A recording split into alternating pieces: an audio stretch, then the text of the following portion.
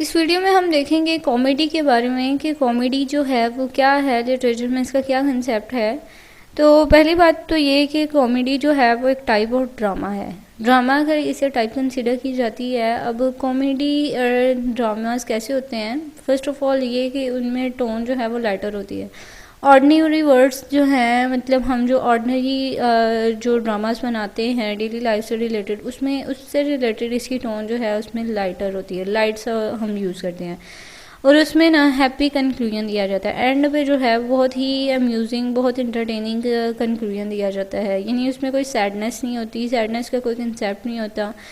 और मतलब बहुत ही उनका मेन इंटेंशन जो होती है कॉमेडी ड्रामा की, वो ये कि ऑडियंस को वो इंटरटेन करना चाहते हैं कि वो जो है ऑडियंस जो वो ड्रामा देखे कॉमेडी तो वो हंसे, यानी लाफ जो है उनकी मेन इंटेंशन होती है।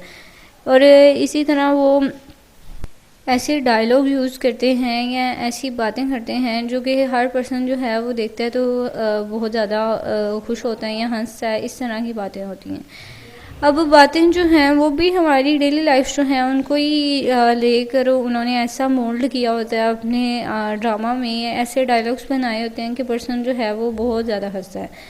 अब एग्जांपल आप देख सकते हैं कि मच एड अबाउट नथिंग, यानी इसमें आप देख सकते हैं कि एक कॉमेडियन ड्रामा था शेक्सपियर का, तो ये बहुत ही ज़्यादा मतलब ना फ़नी था, बहुत कॉमेडी थी इसमें।